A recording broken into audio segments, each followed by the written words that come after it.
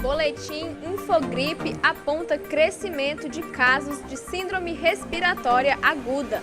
Brasília será a primeira capital do país a ter a rede 5G em funcionamento.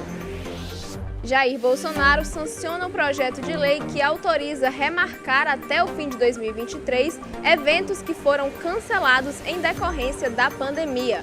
A pauta é política, o noticiário internacional e as imagens que marcaram esta terça-feira. Tudo isso e muito mais agora no União Brasil.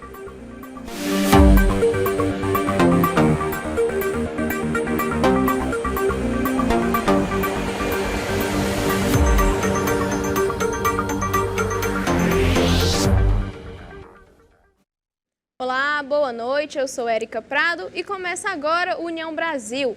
A prática de exercícios físicos sem o acompanhamento profissional de educação física pode acarretar várias consequências negativas para o corpo, como quedas, torções e escorregões. Por isso, a importância de um profissional de educação nos momentos das atividades. A prática de exercícios sem acompanhamento profissional ou a busca de academias com o objetivo de aderir a um programa intensivo de malhação é uma atitude comum, mas vale ressaltar que exercícios feitos de forma errada podem causar problemas. Rômulo Lima, educador físico, fala da importância de um acompanhamento profissional para a prática de exercícios físicos. A principal importância na prática, de um profissional é o acompanhamento, a segurança, e toda a desenvoltura do aluno. Melhora na condição física, as avaliações físicas que a gente promove, prevenção de lesões, cuidados em relação a essas lesões e todo o suporte que a gente dá em relação a todo o desenvolvimento na prática da atividade. O educador físico enfatizou quais os riscos de praticar exercícios sem acompanhamento e quando as dores pós-treino podem ser alertas para lesões. O principal risco é justamente também trazendo para essa questão das lesões, tá bom? Você sem um acompanhamento, você pode promover um exercício errado que pode lhe trazer um prejuízo muito grande, a gente tem dentro da atividade física muitos movimentos aleatórios, mas todo o suporte é dado pelo profissional. Quando você pratica essa situação sem um profissional, você pode acarretar graves lesões e prejuízos à sua saúde. Você promove aquele exercício e logo depois você continua sentindo dores localizadas. Aquela dor que vem e que fica ali, pode ser um sinal sim de alguma lesão. A gente tem várias avaliações para ver essa questão. Às vezes você está de compensação de um músculo para o outro e a gente promove essas avaliações para prevenir esse tipo de lesões. Vanessa Boaventura, que faz da prática de exercícios um estilo de vida, relatou há quanto tempo se dedica às atividades e frisou a importância de ter acompanhamento com profissional qualificado. Eu pratico desde uns 18 anos e faz um tempinho. Mas sempre. De uns 10 anos para cá com acompanhamento. Eu faço meu personal e sempre fiz musculação. Sou adepta realmente da musculação. A gente consegue fazer de uma maneira mais correta, de conseguir elevar mais uma carga, porque está ali junto com o profissional, sem se lesionar, sabe, exatamente seu limite. Então, eu acho muito importante nessa parte. O boletim Infogripe da Fiocruz, divulgado nesta semana, apontou um crescimento nas tendências de curto e de longo prazo dos casos de síndrome respiratória aguda. O boletim Infogripe, divulgado na última segunda-feira pela Fundação Oswaldo Cruz, aponta o crescimento no número de casos de síndrome respiratória aguda no Brasil, sendo a maior parte deles, 77,6%, positivos para o vírus causador da Covid-19. O relatório desta semana mostra que a possível interrupção do crescimento sinalizada na última edição não se manteve. A análise é referente ao período de 19 a 25 de junho. Segundo o boletim Infogripe, a prevalência entre os casos com resultado positivo para vírus respiratórios foi de 2,4% para influenza A, 0,1% para influenza B, 7,6% para vírus sincicial respiratório e 77,6% para a Covid-19.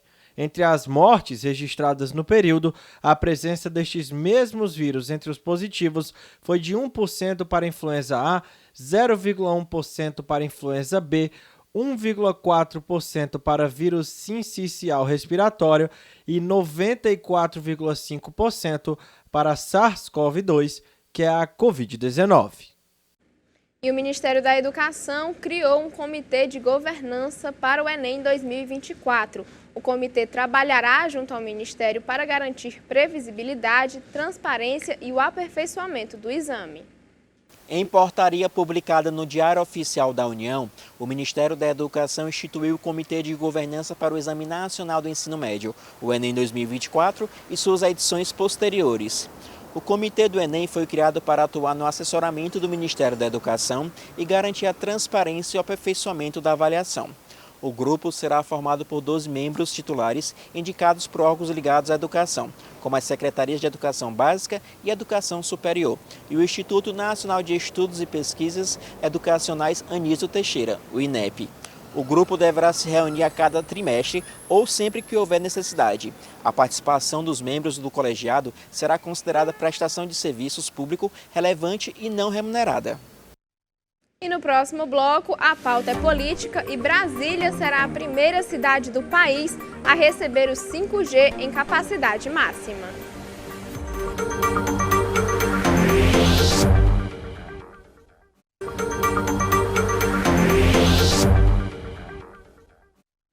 Mário Frias sofre infarto e é internado em Brasília. Instalação de CPIs deve acontecer após as eleições. Assuntos para a pauta é política. Mário Frias, ex-secretário especial da Cultura e pré-candidato a deputado federal por São Paulo, sofreu um infarto na última segunda-feira. A informação foi publicada nas redes sociais do ator, que está internado no Hospital Santa Lúcia, em Brasília. Segundo a postagem, ele passou por um cateterismo e ainda não há previsão de alta hospitalar. Frias já teve um princípio de infarto quando integrava o governo de Jair Bolsonaro em dezembro de 2021. Ele também passou por um cateterismo depois de ser levado às pressas para o hospital na ocasião. Menos de 6 meses depois, o ator foi novamente internado com uma angina aguda. E o presidente do Senado, Rodrigo Pacheco, afirmou hoje, terça-feira, que fará a leitura em plenário do pedido de instalação de novas comissões parlamentares de inquéritos. Por meio das redes sociais, ele disse que reconhece a importância das CPIs para investigar ilícitos no MEC. Desmatamento ilegal na Amazônia, o crime, organização e narcotráfico. O início dos trabalhos está previsto para ocorrer a partir de novembro, quando termina o período eleitoral. Segundo Pacheco, os procedimentos regimentais ainda serão definidos. Na semana passada, Pacheco afirmou não haver problema no funcionamento simultâneo de várias CPIs, embora ele acredite que o período eleitoral possa dificultar a operacionalidade das comissões. E o presidente Jair Bolsonaro sancionou com um veto o projeto de lei que autoriza remarcar até o fim de 2023 eventos que foram cancelados durante a pandemia de Covid-19. O presidente da República, Jair Bolsonaro, sancionou com um veto a proposta que prorroga até o fim de 2023 o prazo para empresas oferecerem crédito ou remarcação para shows, festivais e reservas turísticas canceladas ou adiadas devido à pandemia de Covid-19. De acordo com a lei, a empresa deve garantir a remarcação dos serviços ou a disponibilização em crédito para compras futuras. A proposta vale para os eventos que estavam marcados no período entre 1º de janeiro de 2020 e 31 de dezembro de 2022. Caso o cliente tenha adquirido crédito até 21 de fevereiro de 2022, data da publicação da MP, poderá ser usado até o fim de 2023, ainda que o cancelamento tenha sido realizado em 2021. A Câmara inclui no texto a previsão de que a lei seja adotada sempre que a União reconheça a emergência de saúde pública de importância nacional, mas o presidente vetou esse trecho. E Brasília será a primeira capital do país a ter a rede 5G em funcionamento na telefonia móvel. Segundo o conselheiro e vice-presidente da Agência Nacional de Telecomunicações, Moisés Pereira, o sinal será liberado em Brasília nesta quarta-feira. Brasília será a primeira capital do Brasil a ter a rede 5G em funcionamento na telefonia móvel. De acordo com o conselheiro e vice-presidente da Agência Nacional de Telecomunicações, Moisés Moreira, o sinal será liberado em Brasília nesta quarta-feira, dia 6.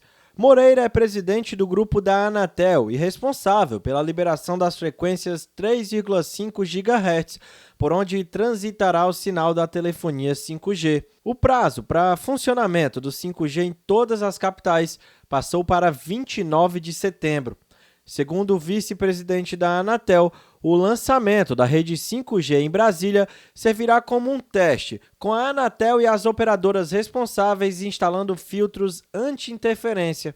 Também está prevista a distribuição de decodificadores à população de baixa renda que usam antenas parabólicas antigas que operam na banda C. Segundo os dados do novo Cadastro Geral de Empregados e Desempregados, que foi divulgado pelo Ministério do Trabalho e Previdência, foram registradas quase 2 milhões de contratações com carteiras assinadas no mês de junho.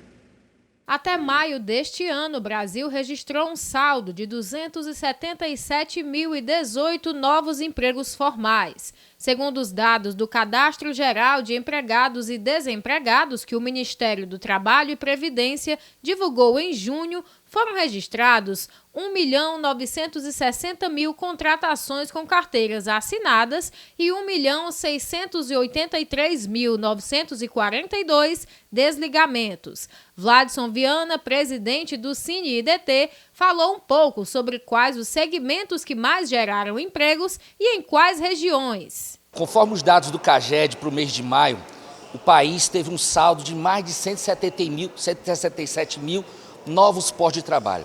O setor que mais gerou postos de trabalho foi o setor de serviços, que é uma característica da economia brasileira, principalmente relacionada às micro e pequenas empresas.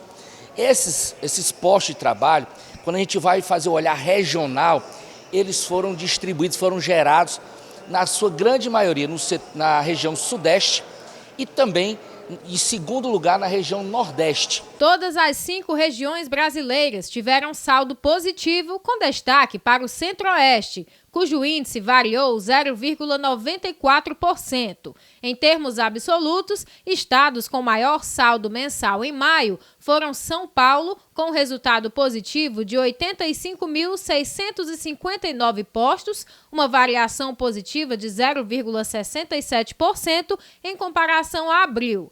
Minas Gerais, com 29.970 postos, com variação de 0,68%, e Rio de Janeiro, com 20.226 postos de trabalho e variação de 0,61%. Ainda em termos absolutos, Sergipe, Roraima e Amapá foram os estados com menor saldo.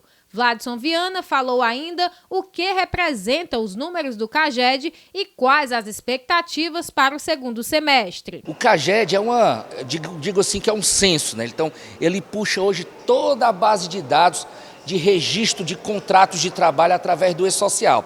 Então, é uma base importante, é uma base bem completa que nos possibilita planejar políticas públicas para facilitar, para gerar mais oportunidade para os trabalhadores brasileiros que buscam se inserir no mercado de trabalho formal. A economia brasileira vem apresentando sinais de retomada, né? À medida que a cobertura vacinal vai aumentando, um arrefecimento da pandemia, isso dá uma segurança sanitária para que os empreendedores voltem a investir e com esses investimentos gerando os novos postos de trabalho. Então, a nossa expectativa, o que os dados apresentam, é que a economia continuará crescendo e gerando empregos durante todo o segundo semestre e gerando aí, tendo um bom saldo de oportunidades para todos os trabalhadores brasileiros. Fabiana Conceição falou há quanto tempo busca uma oportunidade e que tem esperança de conseguir em breve. Eu estou mais de 3 anos. Acho que vai dar certo, eu creio, né? Primeiramente, eu tenho fé em Deus que vai dar certo, né? Aí Deus está na frente. O presidente do IDT incentivou as pessoas na sua busca por uma oportunidade de trabalho. Para o trabalhador que está buscando uma recolocação no mercado de trabalho, eu gosto sempre de dizer o seguinte: não perder a esperança, persistir, resistir, sempre buscar o sistema público de emprego, o Cine estadual, aqui no Ceará, no nosso caso é o IDT, que você vai poder encontrar as oportunidades para lhe ajudar a se inserir no mercado de trabalho formal. E de acordo com o novo relatório divulgado pela Organização para a Cooperação e Desenvolvimento Econômico, informa que a inflação do Brasil segue entre as maiores do mundo e muito acima da média das grandes economias. No G20, os grupos dos países mais ricos, o Brasil está atrás só da Turquia, Argentina e Rússia. Em relação aos países do G20, a inflação em 12 meses atingiu 8,8% em maio, contra 8,5% em abril. Já no grupo dos países do G7, a taxa cresceu para 7,5%, antes era 7,1% no mês anterior. No Brasil, a inflação no acumulado em 12 meses desacelerou em maio, mas ainda atingiu 11,7%. E no próximo bloco, o noticiário internacional e as imagens que marcaram esta terça-feira.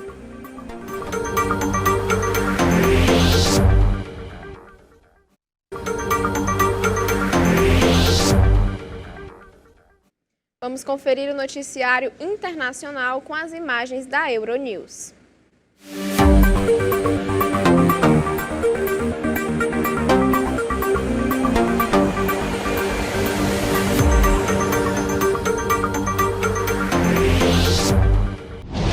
A França repatriou 35 crianças e 16 mães de campos de prisioneiros jihadistas do nordeste da Síria. No comunicado do anúncio do repatriamento, o Ministério dos Negócios Estrangeiros esclarece que os menores foram entregues aos serviços de assistência social infantil e as mães às autoridades judiciais competentes. Antes, o repatriamento deste grupo havia quase 200 menores e 80 mães em campos no nordeste da Síria, controlados pelos curdos, onde as condições de vida, segundo a ONU, são terríveis. A Bélgica, outro país europeu com grande número de combatentes na zona do Iraque e da Síria, repatriou recentemente 16 filhos de jihadistas e 6 mães. Hoje, dia 5 de julho, a Argélia celebra os 60 anos da independência da França. A ocupação francesa durou mais de um século, desde a invasão da capital em 1830 até a Guerra de Independência, que terminou numa brutal batalha em 1962. Uma história gloriosa e uma nova era é o lema escolhido para assinalar as celebrações deste aniversário. A polícia espanhola anunciou a apreensão de 3 drones subaquáticos construídos para transportar até 200 quilos de drogas através do Mediterrâneo a partir do Marrocos. As autoridades dizem ter pego o grupo suspeito de construir os veículos para vender a traficantes de drogas na Europa. Também foram apreendidos perto de 150 quilos de drogas e vários drones aéreos. Vamos conferir agora as imagens que marcaram esta terça-feira. 8 das pessoas desaparecidas após parte de uma geleira ceder nos Alpes italianos no último domingo foram localizadas com segurança, informou a mídia italiana nesta terça-feira, trazendo algum alívio para as equipes de resgate em busca de sobreviventes. Ao menos 7 pessoas morreram na avalanche de domingo na Marmolada, que mais de 3.300 metros é o pico mais alto das Dolomitas, uma cordilheira nos Alpes orientais italianos que abrange as regiões de Trento e Veneto. Com o pico ainda estável, os socorristas têm usado drones e helicópteros para procurar vítimas ou tentar localizá-las por meio de sinais de celular. As equipes encontraram restos mortais ou equipamentos de alpinismo em 3 ou 4 locais na terça-feira. 12 membros de um grupo religioso foram presos nesta terça-feira pela morte de uma menina de 8 anos na Austrália. Elizabeth era diabética e morreu em 7 de janeiro deste ano em uma casa ao sul de Brisbane. Autoridades acreditam que a menina teve a insulina negada por quase uma semana. No início deste ano, seus pais foram acusados de assassinato, tortura e de fracassar em prover as necessidades da vida. A polícia disse que vai indiciar outras 12 pessoas com idades entre 19 e 64 anos pela morte da menina. O grupo estava ciente da deteriorização da condição de Elizabeth, mas não procurou ajuda médica, disse a polícia do estado de Queensland em um comunicado.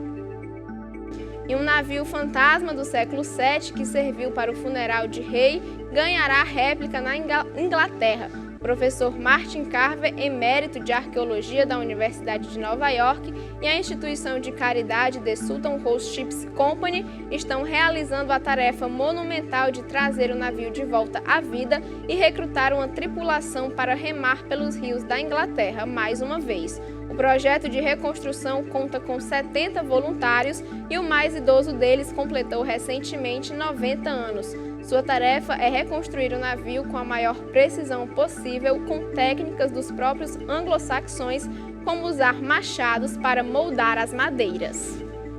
E fica por aqui o jornal desta terça-feira. Se você quer ver o seu assunto ou a sua sugestão no nosso jornal, tem várias formas de participar.